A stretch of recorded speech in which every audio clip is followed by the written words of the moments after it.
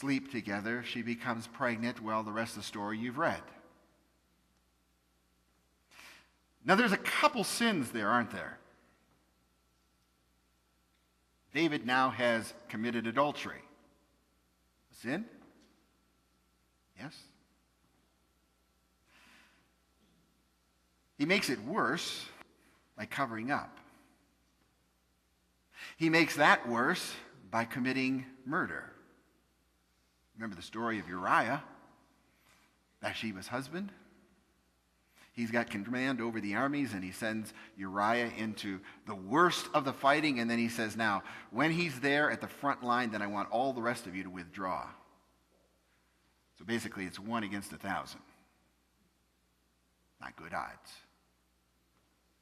Uriah dies. He tries to cover it up some more, and it's not until Nathan the prophet exposes this sin that all of this comes to light.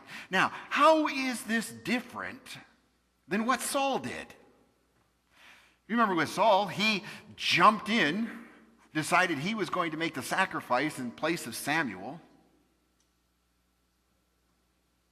How is it that David commits adultery, commits murder, covers it up, and God says, that I can forgive, but jumping in with a sacrifice, no? Does God have differing qualities of sin? Is that what that's all about? I think sometimes we think he does, don't we? If you commit murder, that's a whole lot worse than if you steal. Which is a whole lot worse than if you tell a lie, right? Everybody knows that. Except God. God doesn't treat it that way. Sin is moving away from God. Sin is defying God. Sin is walking away from his rule. Sin is caring nothing about what God desires. And whether or not you are Saul and you are jumping in and doing sacrificial things that you shouldn't be doing, or whether you're David and you're committing murder, they are both sin. So why the difference in punishment? Saul's removed as king and David stays as king. Well, as we will read over and over in the Old and the New Testament, it's not always the sin that determines God's action, but how we respond to that sin. We read Psalm 51, one of the Psalms that David wrote.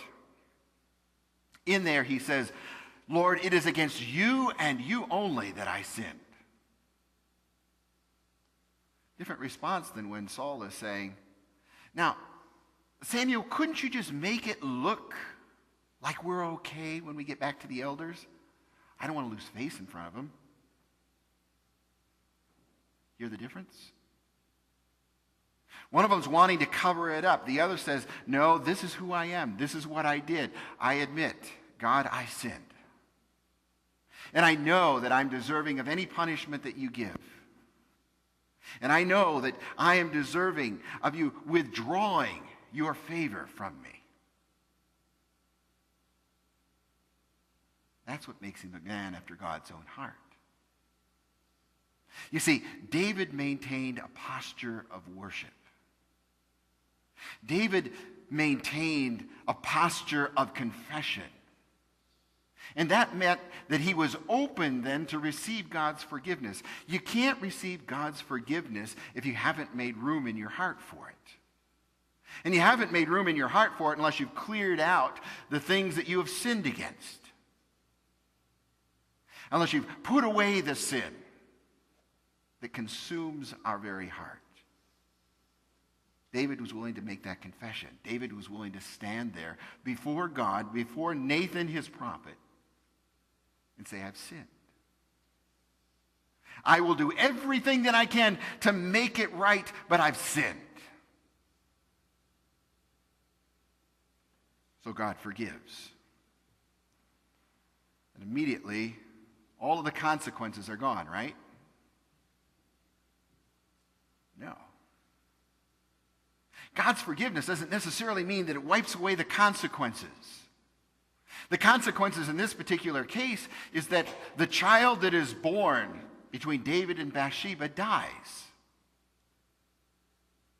The consequence is that there's upheaval in David's own family. The consequence is that David is a king that is constantly going to be at war.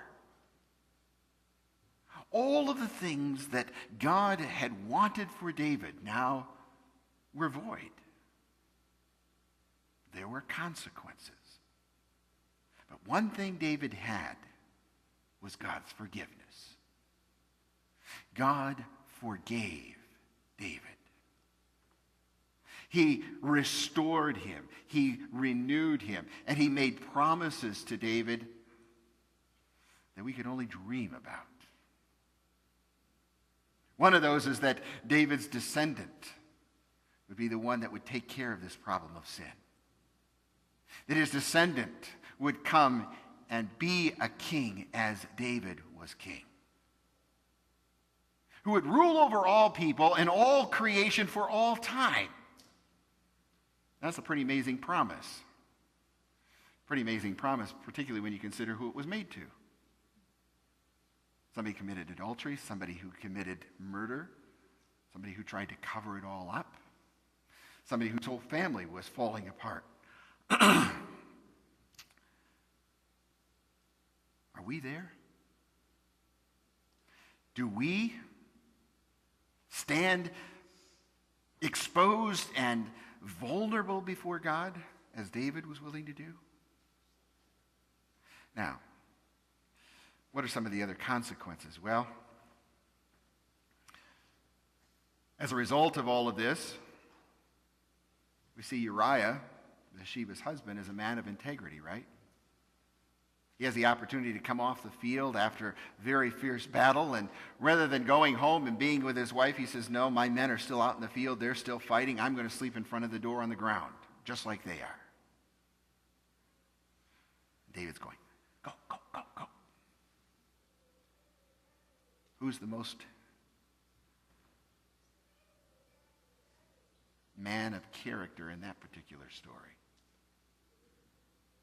It was Uriah, wasn't it? But even in David's own family, later on, one of his sons, Absalom, leads a rebellion against his dad. He wants to take his father's throne. Again, we're confronted with all of these kingly qualities like we were with Saul. Remember how they described Saul? Tall, handsome, strong, muscular, a warrior. Absalom, tall, long flowing hair. That leaves me out. Handsome, okay.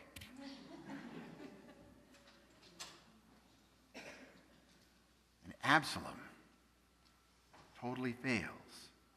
He, like David, has everything that a child could want, and yet he throws it all away. This long, beautiful hair that Absalom's got, this sign of his glory, is his undoing, isn't it? Along comes this mule again, this donkey. Only this time, Absalom isn't coming in peace. He's coming as a warrior. There's kind of a mixed symbol. Donkey is a sign of peace and humility, and Absalom is anything but. And he's riding that donkey down the road, trying to escape his armies. And what happens? His hair is flowing behind him. For those of you that are a little bit older and remember, like the Fabio thing, you know. And what happens? His hair gets caught in the tree as he's going through the thick brush. And there he is hanging by his hair in the tree. David's soldiers put him to death. When David's child dies, the one with Bathsheba, David puts on sackcloth and ashes. He repents. He lays in the ashes. He refuses to take food. When the child finally dies, he astounds his servants by getting up, washing, putting on his ointment, getting ready, and appearing as though nothing had happened. Was he in denial? Not at all. David understood who